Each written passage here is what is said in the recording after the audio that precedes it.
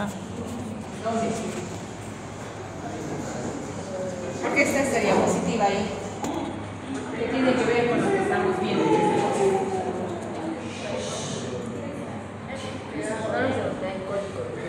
Afecciones intestinales. Ahí hemos hecho, pero la siguiente es la anterior, que es cólico biliar. Y luego continuamos con... Decíamos que el dolor torácico también puede tener causas, puede ser esto torácico y en este caso causas abdominales o digestivas. Muy bien. Entonces ya habíamos visto lo que es la úlcera péptica, lo que es el cólico biliar y ahora la pancreatitis. ¿Tienen idea de cómo es el dolor por la pancreatitis?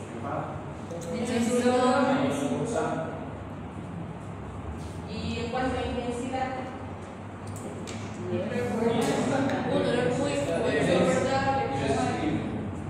de la escala de 1 a 10, 10. Es un dolor indescriptible, ¿ya? Obviamente la principal causa es colelitiasis, pero también el paciente diabético, por ejemplo, o el paciente alcohólico puede llegar a ser una pancreatitis. ¿Y por qué lo estamos viendo aquí? Porque a veces puede simular un infarto cardíaco, ¿ya? Porque el dolor que origina se puede comprometer la parte baja del tórax, porque el dolor en realidad empieza en lo que es el epigastrio y de ahí se irradia con el cislón o con el faja. Y además se acompaña de cierto grado de shock. En el infarto también puede haber shock. ¿Qué es el shock? La pérdida de la percepción sanguínea. ¿Y clínicamente cómo se traduciría?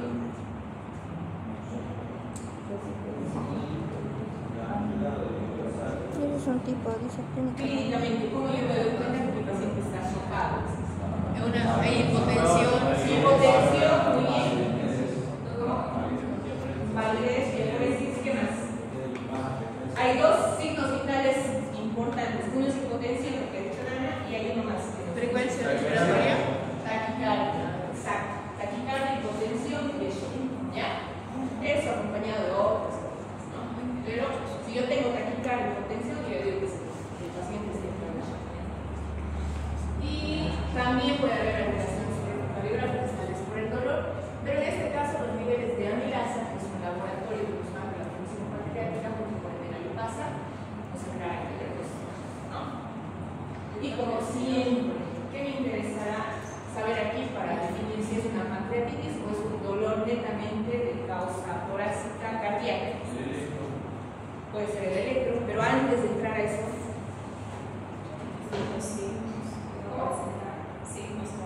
antes de eso, antecedentes, muy bien, ¿cierto? Puede que el paciente puede decir, no, yo soy sano, pero si tal vez hace 10 años no va al médico y nunca se ha hecho medir el azúcar, nunca se ha hecho medir la presión, porque hay gente que es así, no, yo me siento bien, no necesito ir, pero resulta que hay gente con colesterol, que tiene triglicéridos altos, pero como no se siente mal, nunca va. Entonces, ahí me interesaría saber, obviamente, si toma o no toma medicación, tal vez la antecedente de los papás, ¿cierto? O hermanos, qué sé yo, ¿no? Hay muchas cosas por las que tenemos que empezar. Ya. Entonces, luego tenemos lo que son las afecciones pleuropulmonares, que también obviamente nos van a dar dolor torácico, ¿no? Porque es estructural.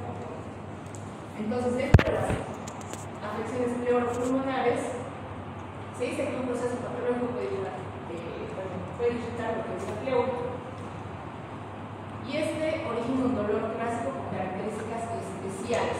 Esto obviamente va a depender de acuerdo a la causa, ¿ya? En este caso se dice que es un dolor bien localizado a uno u otro costado del tórax. No sé si han escuchado alguna vez que dicen el dolor en punta de costado. Entonces, ese dolor en punta de costado nosotros lo describimos como típico de un proceso neumónico, ¿ya? Cuando no le digo cuando respira, ¿ya? Entonces, este dolor también va a ir acompañado, o sea, dice de tipo punzante, es provocado o exagerado por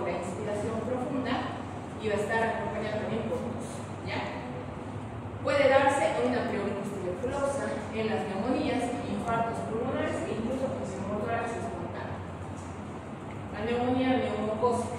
¿Dónde veo yo aquí el bloque neumónico? ¿Derecho o izquierdo?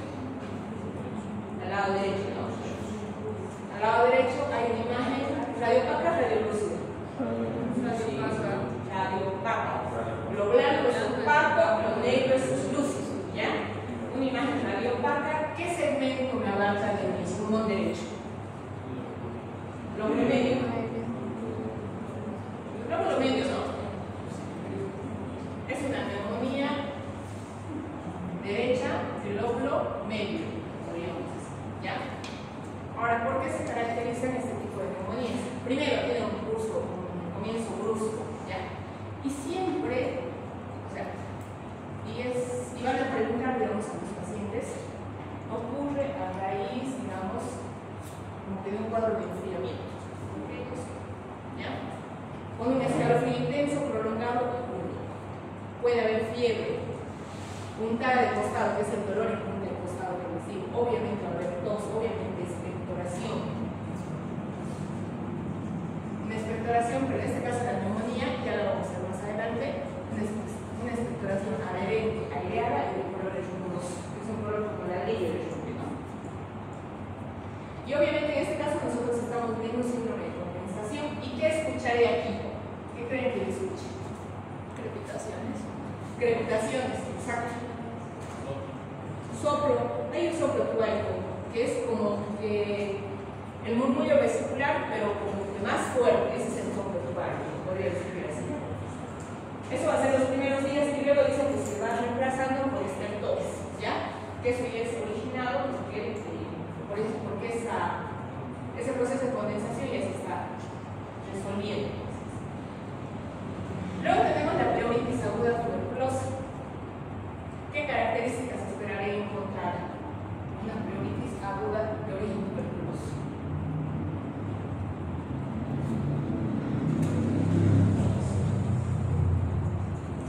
Primero, siempre antecedentes. Primero, cómo se alimenta, ¿no es cierto? Incluso en este caso me interesaría saber el contexto los hábitos de medio, la vivienda, si tiene acceso a servicios básicos, si no hay hacinamiento. Tal vez puede ser un paciente en cuartel, puede darse. ¿Ya?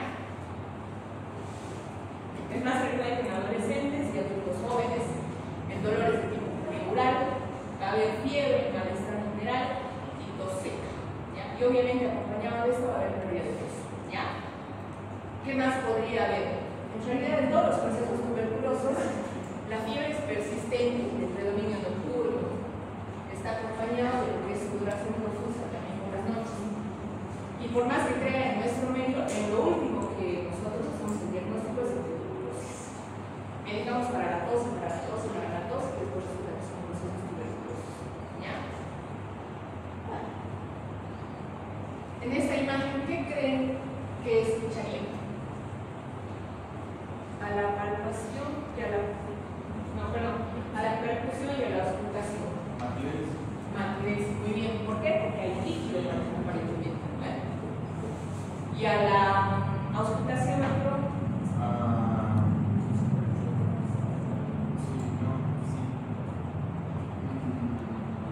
Primero, empecemos por el murmullo vesicular. ¿Cómo estaría? Entraría apagado, estar aburrido, disminuido. Y puede que escuche uno que otro. Puede haber dolor pleural. Y tal vez uno que otro repito, por el tema de que si es un proceso que contiene líquido, puede haber eso. Pero más que todo los ruidos van a estar apagados. ¿Ya? El infarto pulmonar, este es más propio de adultos añosos, ¿ya? Que tienen una insuficiencia cardíaca o otra funcional.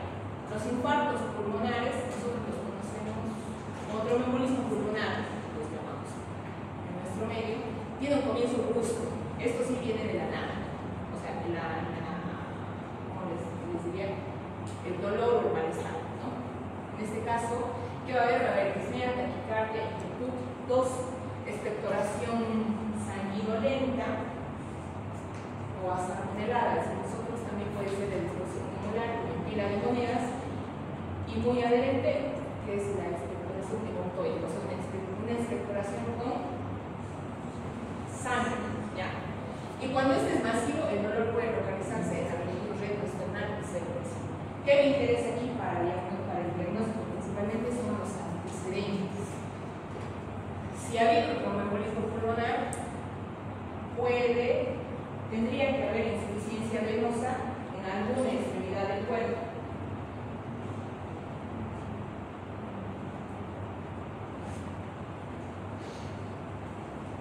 Por ejemplo,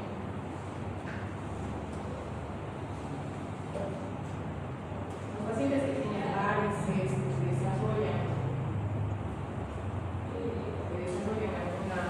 algún proceso de mala circulación, digamos, en los inferiores, pueden desarrollar trombos en las piernas y esos trombos pueden entrar al pulmón y obviamente ahí se bloquea. ¿Ya? Aquí, en esta imagen, ¿qué ven? ¿Qué les llama la atención? Siempre tenemos que comparar el lado izquierdo y el derecho, por viceversa. ¿Pero qué les llama la atención?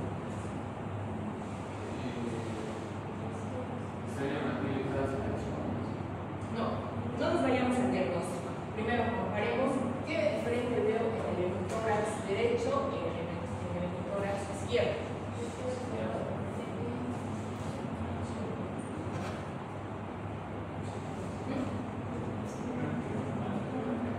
No es una mala referencia. Estas cositas que vienen. ¿Qué son?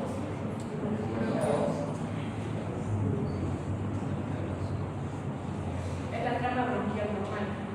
¿Ya? Todo esto, ¿no? Bronquios, bronquiolos, qué sé yo, ¿ya? Pero aquí, si se dan cuenta, el bronquio termina por acá. Aquí ya no veo bronquios. Porque de aquí, si ustedes se dan cuenta, esto va hasta la pared que sería torácica, ¿no? Pero aquí, ¿dónde termina?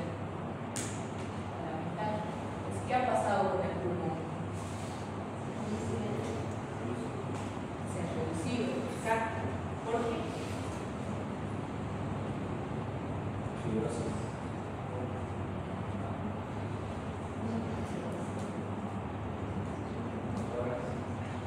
Hay una motora, ¿no? Ha habido entrada de aire a la cavidad pleural y eso está generando un mecanismo de presión que está empujando el pulmón. Este caso es espontáneo. Para que sea trauma, ¿yo qué tendría que ver? ¿Qué tendría que observar ahí? Lesiones, fracturas costales. Si sería de origen traumático, tendría que haber fracturas costales. Que aquí no hay, ¿no? ¿O ven alguna fractura costal? ¿Ven?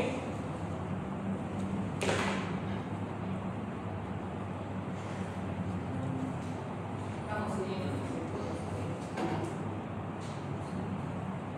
Desde aquí yo voy siguiendo todas las cosas. Esta está ahí. Y esta también se dice. O sea, en esta proyección. Yo no veo ninguna. Entonces, en este caso decimos que es un tórax espontáneo. ¿Qué va a haber en este caso? Un dolor súbito, obviamente en el hemitórax acompañado, y obviamente esto me va a sofocar, me va a producir angustia por ello. Y que habrá a la auscultación y a la percusión. Primero la auscultación. El murmullo vesicular, ¿cómo estará? Disminuido. El murmullo vesicular va a estar disminuido, ¿por qué? Porque no está expandiendo el pulmón. Y a la percusión, ¿cómo estará? ¿Por qué? Porque hay. Si sería un hemotórax, que es la acumulación de líquido de la pleural de abril. Aquí es, en este caso hay aire. Entonces, el pulmón retumba.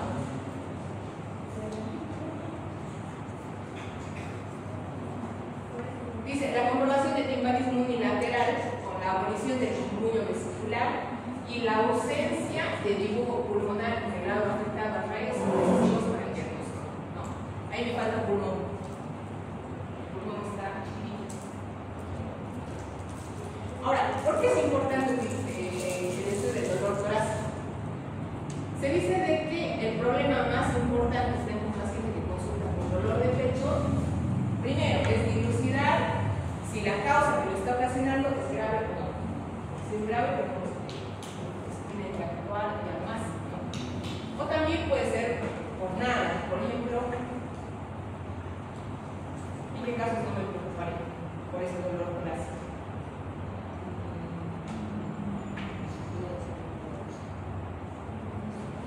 De todas las causas que hemos visto, ¿en cuál no tendría que hacer nada? Te diré varias veces. Si es funcional, psicológico. En la neurosis. Decíamos ayer. ¿Qué? Hay el dolor torácico por neurosis o ansiedad o funcional. El funcional es el que lo tenemos aquí.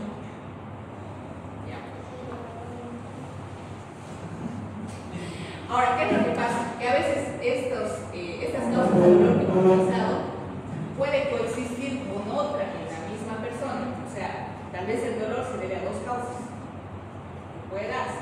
Recuerden que tenemos pacientes pluripatológicos. Mientras más líquidos, más patologías puede tener. Y esto va a hacer que el cuadro sea más atípico y dificulta más nuestro diagnóstico. Dice que muchos pacientes han muerto de lo que son la obstrucción o el infarto de las arterias coronarias, ¿ya? Atribuyendo hasta el último momento de estos pacientes sus molestias a qué? A una úlcera pélvica, a una colecistopatía, a una hernia hiatal que les habían diagnosticado con anterioridad, ¿no? Otros viven aterrados, creyendo todo el tiempo que les está dando un infarto. Igual tenemos que descartar eso cuando en realidad puede ser una inflamación espontánea. Entonces, ¿qué me interesa aquí? ¿Qué tengo que hacer? Como les decía, una buena anamnesis y un examen físico minucioso. Eso me va a orientar a mi diagnóstico. Y obviamente, en base a mi examen físico y a mi anamnesis, yo pediré todos los laboratorios que necesito, ¿ya? Y en los casos dudosos o atípicos, los exámenes complementarios obviamente van a tener una mayor relevancia. ¿Qué me servirá aquí? Primero, de exámenes complementarios.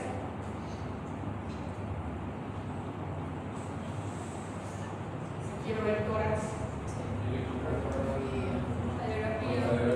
Puedo usar la radiografía, ¿no? Para ver, ¿no? El electrocardiograma, muy bien. Puedo hacer un electrocardiograma de reposo, puedo hacer un electrocardiograma de esfuerzo, que es una especialidad. Exploración endoscópica para ver la parte abdominal, ¿ya? Radiológica, incluso a veces tomografía de laboratorio. Luego tenemos lo que es la tos, ¿ya? ¿Qué es la tos? Es un mecanismo.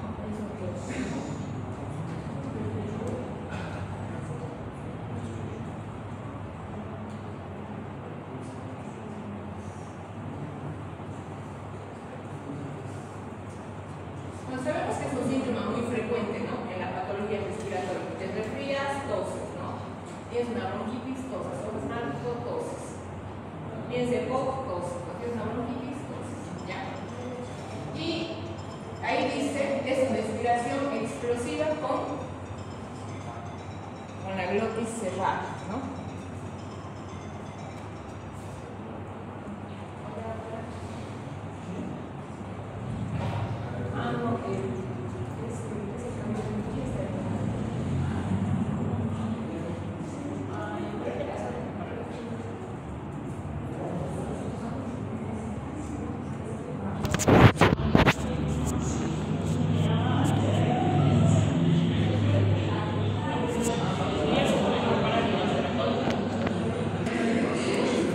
Y ahora, ¿qué se pretende con la tos?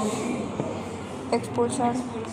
Obviamente expulsar lo que está obstruyendo la vía aérea. Depende de la tos, es limpiar la vía aérea, ¿no? Entonces, habitualmente muchas personas tenemos que cortar la tos. No, ¿cierto? Sino que más bien hay que ablandarla, por decir así, o hacerla más tolerable, ¿no? Entonces, la tos refleja o involuntaria que trata de expulsar algo que está molestando en las vías respiratorias, ¿no? ¿Qué hace? Primero dice, hace una inspiración profunda, ¿no? Como que para toser metemos aire, por decir así, Luego se cierra la glotis, se relaja el diafragma y para terminar con una contracción de los músculos expiratorios. ¿Cuáles son los músculos expiratorios? Yo no me acuerdo. El diafragma.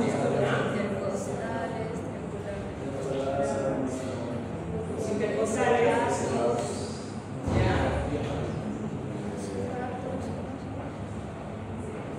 Yo he olvidado, si ustedes hace 2 años se llamó anatomía, imagínense yo.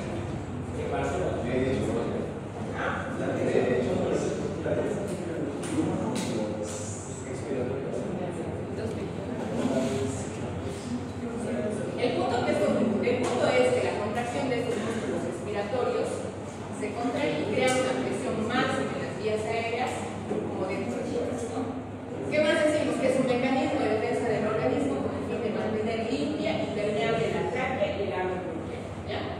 Por medio de la tos vamos a expulsar el exceso de moco, podemos expulsar pus, sangre, exudados, trastornos del aparato respiratorio, así como también partículas y sustancias extrañamente que estén ahí, ¿ya? Entonces, sabemos que es un fenómeno reflejo involuntario habitualmente, caracterizado por un movimiento respiratorio brusco y ruidoso que da la salida de aire desde el sistema bronco-pulmonar y de mocos o sustancias anormales como decimos patológicas. Ahora, ¿qué tenemos en el arco reflejo de la tos? Tenemos obviamente las vías eferentes y las vías eferentes y tenemos un centro de la tos. ¿Ya? Las vías aferentes son las fibras nerviosas sensitivas, ramas de vago, están localizadas en el ciliado de las vías aéreas superiores e incluso las fibras cardíacas y esofágicas, ¿ya? Y estos impulsos se dirigen difusamente a la mente. Las vías eferentes obviamente van a transmitir todos los impulsos desde el centro de la tos. Entonces tengo el centro de la tos, ¿cuáles serán las vías aferentes y cuáles las eferentes?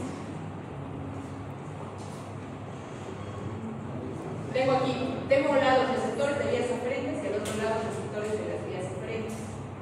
¿Cuáles serán aferentes y cuáles diferentes?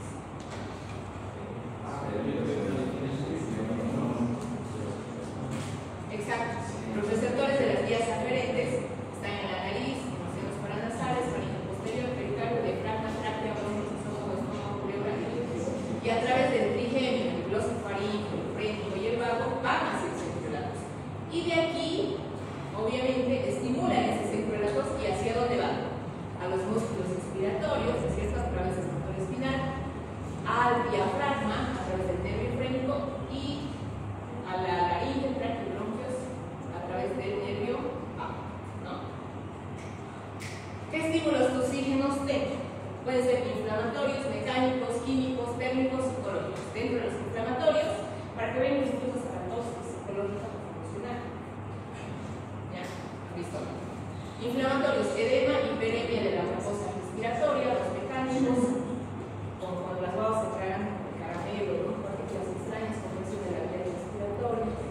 Los químicos, como los gases agitantes, los térmicos, el aire muy caliente y muy frío, y psicológicos cuando hay emociones. Ahora, ¿qué tengo que ver yo biológicamente en la tos? ¿Qué me interesaría saber? Antes. ¿Alguien cree lo que dice?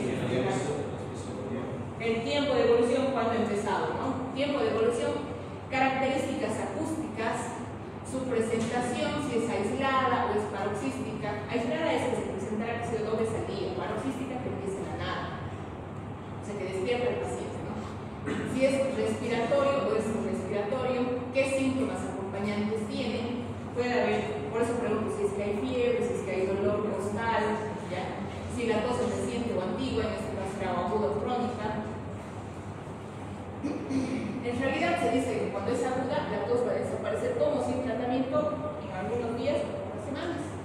Pero si es crónica, se dice de que tiene una evolución más de 3 semanas y va a necesitar algún estudio para su acompañamiento.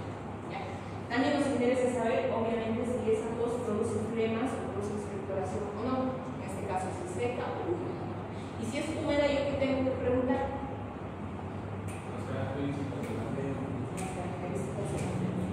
El color, más que todo, ¿no?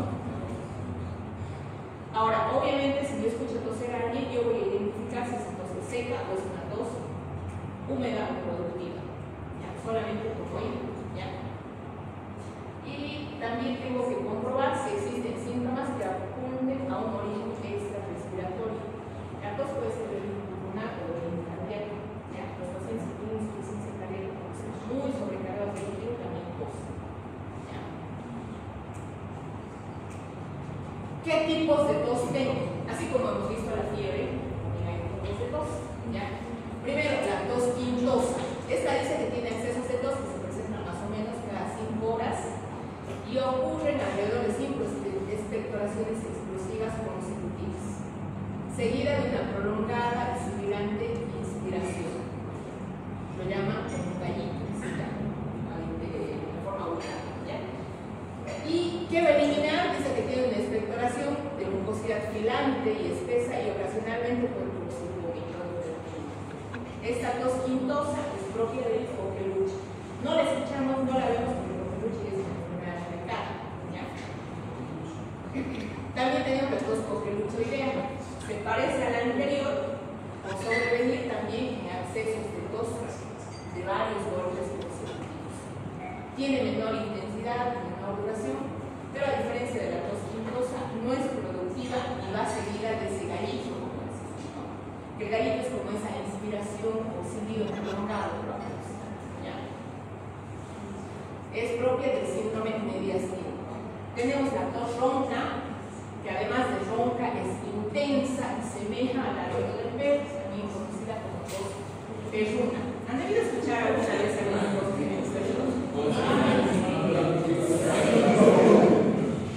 Esta es propia de inflamaciones laringeas o tractolaringeas intensas. Luego tenemos la tos afónica. ¿Por qué se llamará afónica? Porque se queda así, que sigue así. Se escucha poquito, ¿no? Suena poco y es de poca intensidad. ¿Por qué puede ser? Porque hay lesiones estructivas de las cuerdas vocales. ¿Cuáles pueden ser? Habitualmente las neoplasias, ¿no? Que impiden que estas viven. La tos emetizante significa que se acompaña con vómito, ¿ya? Y se observa con frecuencia también en la coqueluche y también cuando el material expectorado es algo que causa náuseas en el enfermo. No sé si han escuchado, hay algunos que tosen al hacer un poco que vomitan a los niños. Es la tos emetizante. Luego la tos bitonal se dice que se produce por la parálisis de una de las cuerdas vocales que le hace vibrar a una con una tonalidad diferente a la otra cuerda vocal, ¿no? Se observa en el aneurisma del callado aórtico o en tumores mediastínicos por aumento del nervio. ¿Qué factores desencadenantes también van a influir en la tos? Las reacciones alérgicas, ¿no? Hay personas que como que entran a limpiar el polvo, digamos, como que empieza a subir a la superficie y empiezan a toser, ¿no? Tejen lana, barren, el contacto con los animales, si es que van a una ciudad que tenga el smog muy cargado, por decir así, y algunos gases irritantes. Como les decía, la tos de origen cardíaco. En este caso, esta solo aparece cuando el enfermo adopta la posición E.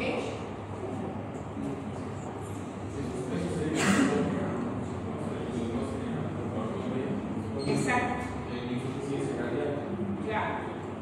Empieza a toser porque le falta el aire, está sobrecargado. Y le obliga a adoptar una posición que es la y emocional, ¿ya? Como les decía, puede tener también un carácter psicológico, ¿no? Junto a la tos, si es seca, obviamente no pasa nada, pero si es húmeda o productiva, va a haber lo que es la expectoración, esputo, flema, como quieran llamar. Entonces, se dice que también puede llamarse desgarro, representa el poder del árbol respiratorio, obviamente, ¿no? Que lo eliminamos a través, por medio de la tos, ¿no? Está constituido por secreciones inflamatorias de la mucosa bronquial, exudados, trasudados. ¿Qué creen que sea exudado y qué creen que sea trasudado? Yo estoy hablando, pero no me preguntan.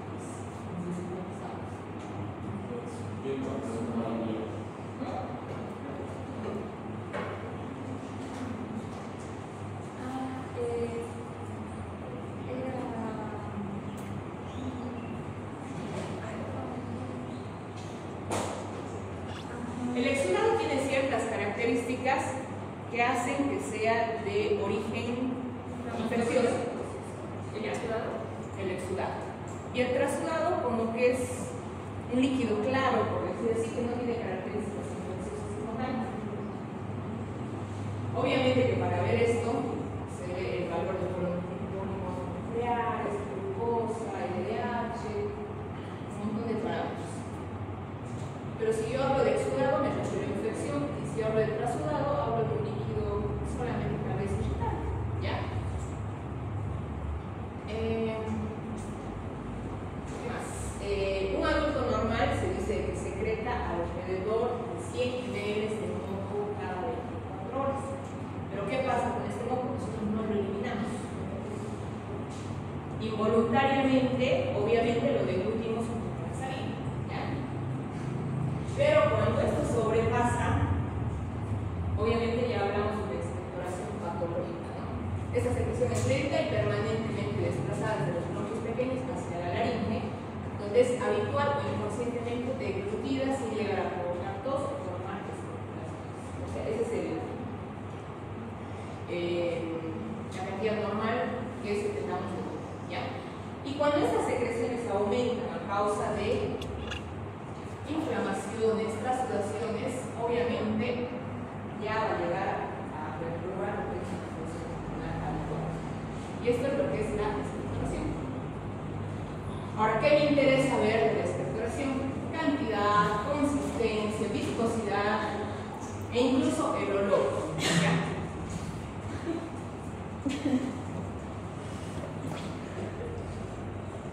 Ahora, ¿qué tengo? Obviamente, de acuerdo a la cantidad, silencio, esta varía según el proceso que lo origina, el tiempo de evolución y la hora del día. Habitualmente, no sé si se dan cuenta, pero uno como que en la mañana como que tiene alguna flema por ahí, ¿ya? Y durante el día ya va a desaparecer. La mayoría de los procesos respiratorios que generan expectoración en cantidades pequeñas que se presentan durante el periodo de estado, es decir, cuando empiezan, ¿ya? Y luego empiezan a menorar cuando este proceso infeccioso disminuye. Podemos tener, en realidad, algunos procesos biógenos, tuberculosos, las bronquiectasias también pueden producir grandes cantidades de expectoración, lo que se llama broncorea. ¿Por qué creen que se llama diarrea? Por la cantidad, porque hay aumento de la cantidad de las expectoraciones. Entonces, cuando hay un aumento también exagerado de la expectoración, lo llamamos broncorea. ¿Ya? Uno de los procesos que puede producir abundante expectoración, por decir así, es que se le dé abdominal.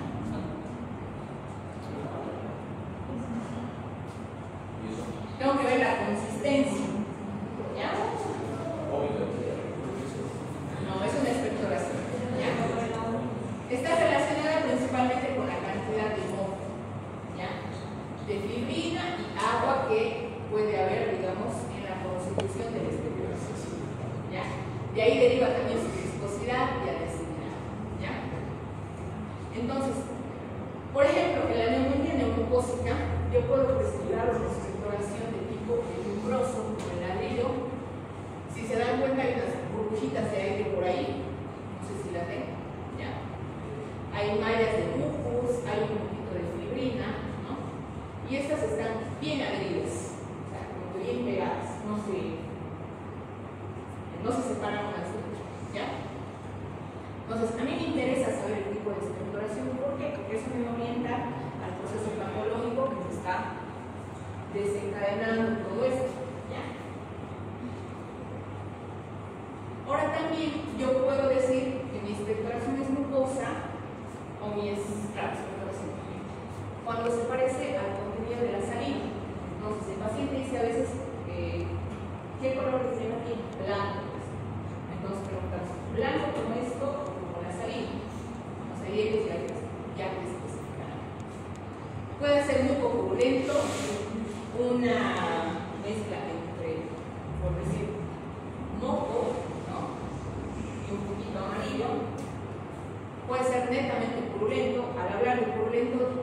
del bus, ¿cierto? También tengo la expectoración llamada en compota de ciruelas, típica en compota de ciruelas con jalea de grosella, esta que yo lo conocía. Claro, una mermelada, tal cual. No, esa es la salmonelada. Pero esta es sanguinolenta, pero tiene la textura de la mermelada. ¿Ya? Es típica de cáncer de corazón. Esta expectoración, que se dice que es una expectoración achicolatada, que hemos visto anteriormente, puede darse un absceso hepático fistulizado a bronquios y da una expectoración de color chocolatito. ¿Ya? Puede haber una expectoración sanguinolenta, ¿ya? Se torna rojizo cuando se agrega sangre. No. Sí y no. O sea, es una flema sanguinolenta, ¿ya? Puede ser nubular, que en realidad decimos que son como plaquitas redondas que eliminan, parecidas a una moneda. Y hay pacientes que eliminan, digamos, como en pila de monedas, así tosen. Cuando es, obviamente, esto va a ser si es que hay bastante contenido en la vía aérea. Luego tenemos la vómita. La vómita es una expectoración brusca, masiva de sangre, ¿ya? De gran cantidad de pus, en este caso de líquido hidratídico, incluso pedacitos de pulmón, ¿ya? Es típica de los cuadros de hidratidosis. Yo he tenido la oportunidad de ver un paciente que estaba en la residencia con hidratidosis pulmonar. Ha tenido una vómita y chao, pero ahí se veía incluso los pedacitos fragmentados, sangre a montones. O sea, eso no te olvides, ¿ya?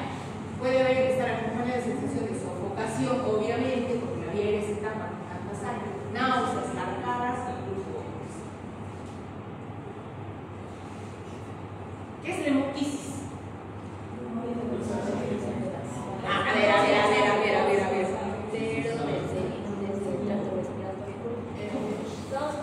Dos vexación. Hematemesis. Hemoptisis es expectoración sanguínea. Dos cosas. La hemoptisis es la tos, ¿ya? Si yo veo hemoptisis, ¿en qué pienso? Tuberculosis. ¿Y por qué puede suceder como ahí? Porque miren, marca el calendario, ¿no? Varios días con tos, no tiene ganas de comer, tiene cansancio, tiene fiebre, ha perdido peso, ¿ya? Entonces, toda expectoración que contenga sangre, sea esta en forma de estrías sanguinolentas de desangramiento masivo, la denominamos hemoptisis, ¿ya? La sangre eliminada en estas condiciones es de color rojo vivo, rojo escarlata, líquida y espumosa, ¿ya? Por haberse batido con aire en las vías respiratorias antes de salir. Esto me interesa. ¿Por qué? Porque yo tengo que diferenciar si es hemoptisis o es hematemesis. O sea, si es un vómito con sangre o es una expectoración con sangre. No va a ser lo mismo. ¿Cuál creen que sea más complicado? ¿Por qué? Porque está viniendo de la vía digestiva, ¿no? Entonces está sangrando abajo. Puede originarse en cualquier parte del árbol respiratorio, pero de preferencia los problemas principales es el parénquima pulmonar. Ahora, Adrián, en base a lo que dices, si me resultaría, digamos, más catastrófico en este caso, que sea de vía digestiva, en cuanto a la cantidad, ¿cuál será más? ¿La respiratoria? O sea, ¿la hemoptisis o la hematemesis?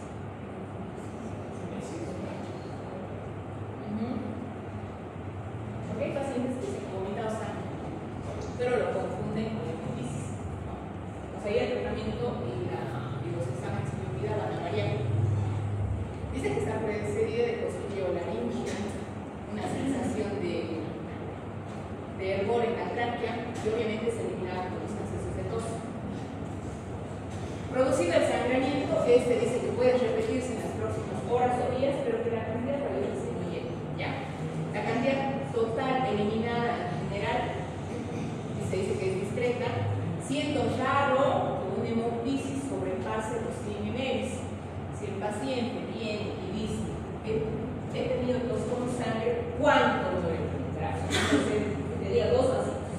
En ese caso, ¿será una hemoptisis? No. De acuerdo a lo que estamos viendo aquí. Para que sea hemoptisis estamos diciendo que es improbable, es muy raro que sobrepase los 100 ml. O sea, eso es lo que nos diferencia del hematemesis. A eso que entiendan las diferencias entre hematemesis y hemoptisis, ¿ya? Lo que explica que habitualmente el hemoptisis no me va a producir anemia y obviamente junto con la hemoptisis yo voy a tener cambio en las deposiciones líquidas. Digo, con la hematemesis, perdón. Voy a tener cambio en las deposiciones líquidas. Porque el tracto digestivo está sangrando, en ese caso va a haber una melena, ¿no? Y en la hemoptisis no va a haber, entonces yo voy a tener que preguntar al paciente el color de las heces, ¿cierto? Si las heces están normales, me inclino más a una hemoptisis. Y si las heces están negras, me inclinaré a hematemesis o hematemesis, exacto, ¿ya? Puede confundirse con sangramiento proveniente de la cavidad bucal también, ¿no? Y del tubo digestivo, ¿ya? Ahora, dentro de la hemoptisis tengo causas pulmonares y también tengo causas cardiovasculares, ¿ya? O sea, puedo tener una hemoptisis por causas pulmonares y cardiovasculares. Primero, la tuberculosis pulmonar. Se dice que la tuberculosis pulmonar tiene preferencia por los sectores superiores de los pulmones, ¿ya? Entonces ahí, si ustedes ven, hay un proceso, hay una imagen radiopata, radiolúcida. Radiopata. Entre el lóbulo superior y el lóbulo medio derecho, ¿no? También puede haber hemoptisis en lo que son las bronquiectasis, que son lesiones pulmonares crónicas, ¿ya? Puedo tener hemoptisis en los procesos de cáncer pulmonar, cáncer broncogénico. Puedo tener hemoptisis cuando tengo un golpe, digamos, en la parte pulmonar. Y lo que les decía hace rato, si es trauma, ¿qué se acompaña? Fractura costal, ¿no? ¿Qué costillas ahí están fracturadas? Cuarta y la cuarta derecho, ¿no es cierto? Si es traumático, obviamente lo primero que se va a tocar es la costilla y la costilla me va a ir a romper. ¿Ya? Esos son los quistes hidratínicos que se presentan en el pulmón, son así muy grandes. Puede haber en pulmón, hígado, corazón. Las causas cardiovasculares puede ser por estenosis mitral, cobardas pulmonares, hipertensión pulmonar. Puede ser por estenosis mitral, por infartos pulmonares, por la enfermedad de Eisenmenger, de aquí. Esta es la de que no hay.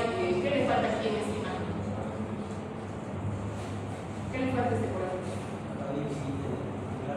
El cerco. ¿No? La pared auriculoventricular.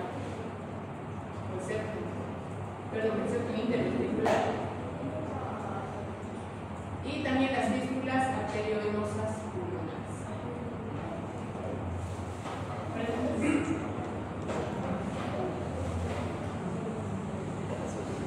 ¿Preguntan ustedes o pregunto yo?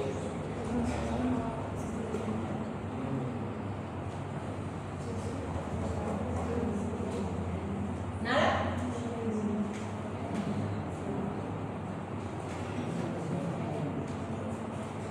¿Quién lee? ¿No quiere leer?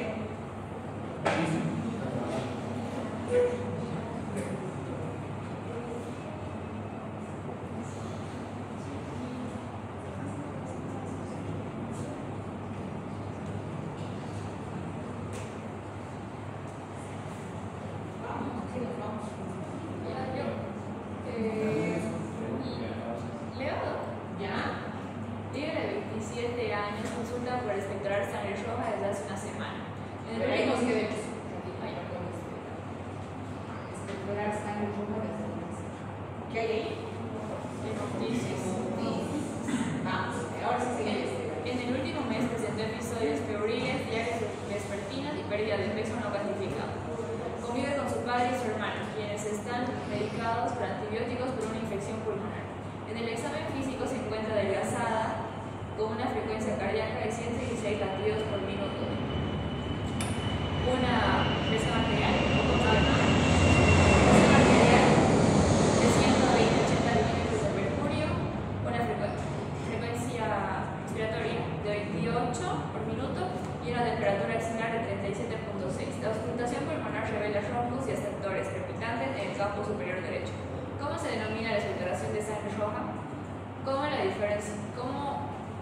diferencia de hematemesis? ¿Cuáles son las causas más probables del cuadro clínico y cómo continúa la evaluación diagnóstica? Primero, entonces, ¿cómo se denomina la expectoración por sangre roja? Hemoptisis. ¿Cómo la diferenciamos de la hematemesis? La cantidad. Primero la cantidad. Perdón. Por el orígeno. Orina escarlata. Muy bien. ¿Qué más? ¿Qué más me ayudaría a diferenciar? Por el Sí, origen, porque esta dice que viene, bueno, esta es por una infección pulmonar. Pero, o sea, está bien, pero digamos, yo me estoy yendo a la semiología. O sea, yo tengo que ver muy bien, le tengo que preguntar las características de las heces también. Puede ser líquido, espinosa. Ya. Decíamos la cantidad, decíamos el color, tenemos que ver si no hay cambios en las heces. ¿Qué más me guiará para diferenciarla de la hematemesis?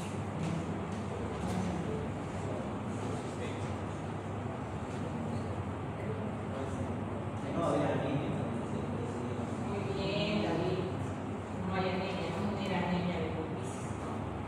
¿Hemorragia digestiva? Sí. Palidecer. Ahora, ¿cuáles son las causas más probables del cuadro clínico? Tuberculosis. Porque está más.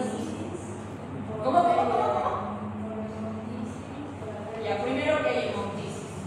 Después, hay pérdida de peso. Fiebre. ¿Cuánto tiempo de evolución tiene? Casi un mes.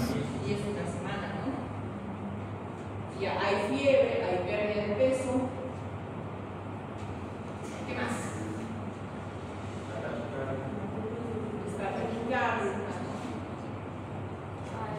A la auscultación. Pero si se dan cuenta, a ver, escuchen.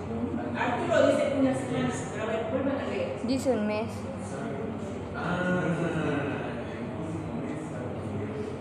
Entonces, ¿cuándo empieza el cuadro clínico? Hace un mes. Entonces, eso me ayuda a reforzar el diagnóstico de qué? Tuberculosis. Tuberculosis. No es una semana, dense cuenta. Aparte, creo que cuando la fiebre no se pide el origen, la semana o 2 días hay que pensar, debe ser uno suave más con eso, hay que pensar en la fiebre de origen desconocido.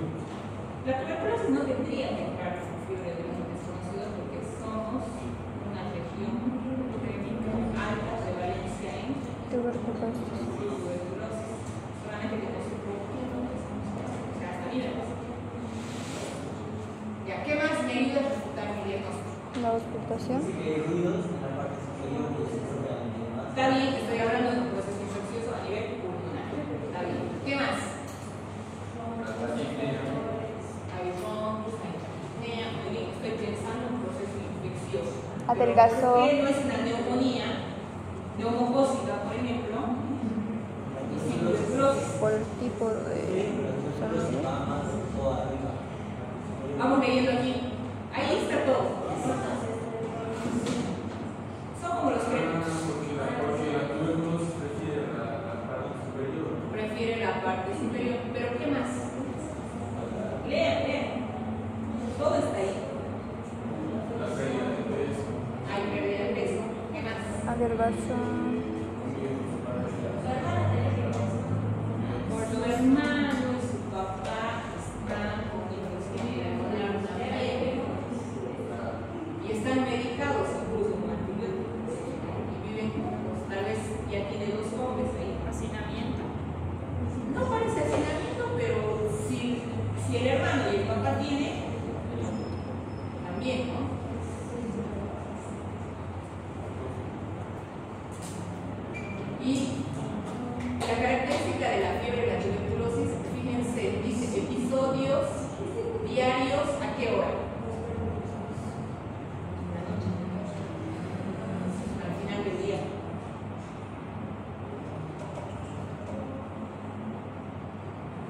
¿Y cómo continuaríamos nuestra evaluación diagnóstica? Una radiografía. Muy bien, una radiografía obviamente para ver. ¿Qué más le pediré? Ah, antes. Una radiografía. ¿Cómo se llama?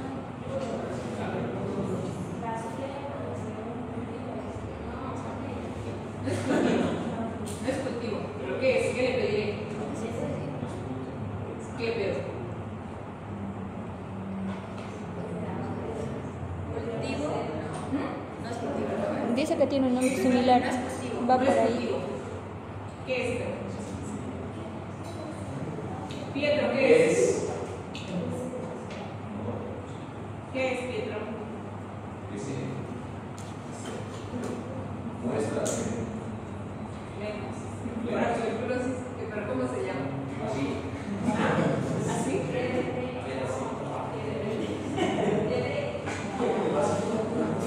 Baciloscopía sería que se haría la baciloscopía, se puede hacer hasta en la posta.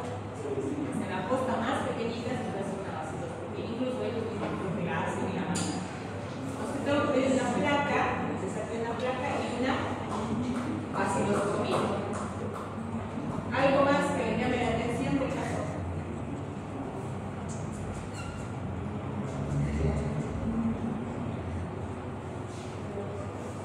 ¿Y qué más ustedes le pedirían por si acaso? Un hemograma, ahí voy a ver si realmente no está anémica, muy bien, Arturo.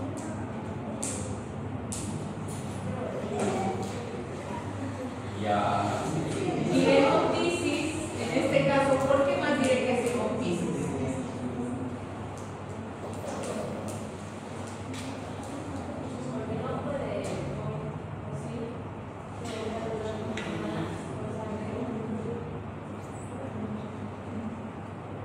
Sí, tú lo que es muy bueno.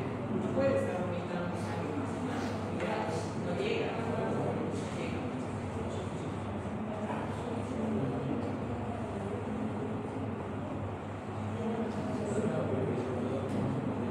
Ahora aquí dice, escuchen, eso obviamente ya no lo he puesto, pero dice, el antecedente de contactos cercanos en tratamiento con cuadro pulmonar obliga a descartar la tuberculosis.